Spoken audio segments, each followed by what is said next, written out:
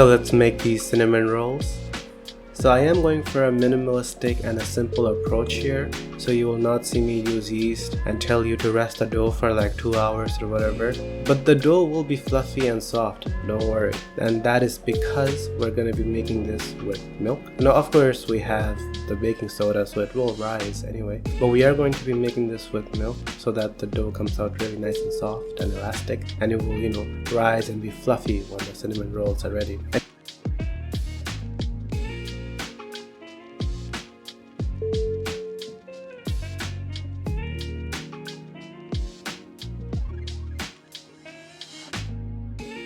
So this is an alternate way for you to roll the dough by putting it on the edge of something so that when you roll it you can have your wrists be neutral instead of being pronated.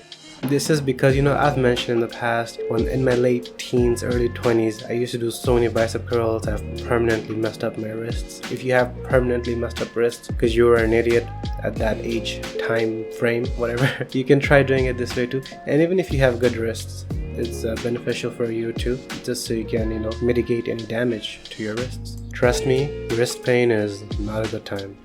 So the first type of cinnamon roll I'm going to make here is the peanut butter one. So I've gone ahead and mixed peanut butter and butter together to get the proper consistency I wanted. I could have made them a little bit thicker maybe, but this is fine consistency. This is what it came out as. I microwaved them both together for a little bit. And then I put in the cinnamon and the sugar, which I will be putting on all of them. And you will see that when I roll it up, I'm not going to cut it up into pieces like you normally would. And there's a reason for that, but more on that later.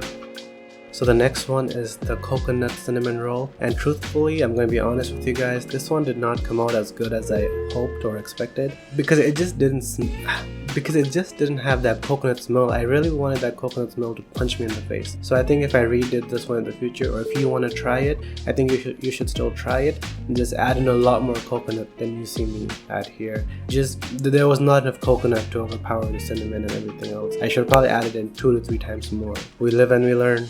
So this next one is probably the best one I made on this day. I mixed the espresso with the coffee to make an espresso cinnamon roll. And now there's just not much to say, the bitterness from the coffee, the sweetness from all the ingredients in the cinnamon roll itself. You can't go wrong, sweet and bitter. Sometimes that combination, delicioso.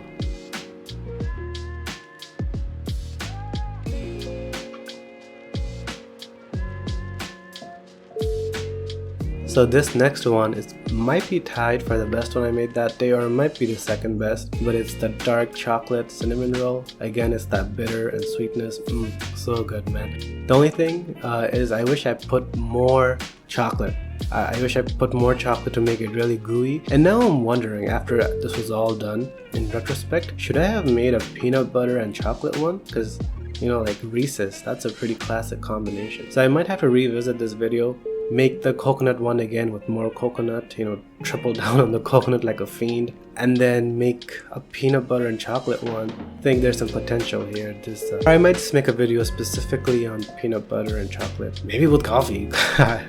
maybe I can, to be honest, now that I think about it, coconut, coffee, chocolate, peanut butter, all these things kind of go well together. So I might have to make a supreme cinnamon roll video one of these days. So if you're a stout listener, you will remember that earlier I said I'm trying to go simplistic and minimalistic. I don't have the little bowl for the baking process of the cinnamon rolls, so I'm actually gonna bake them whole, because I'm guessing a lot of you guys don't have it either, and I don't want to cut them up because then they're gonna get fluffy and they start separating. So I'm gonna actually bake them whole at 350 degrees. The time is gonna depend on a lot of stuff. I'm not gonna tell you how long. You just have to put it in there and flip them every 5 minutes or so to make sure that they're getting cooked from each angle and not getting too cooked on one side, because then they're gonna get crispy and hard and you don't want that. So I just put them in like that, and then I cut them afterwards like you see here.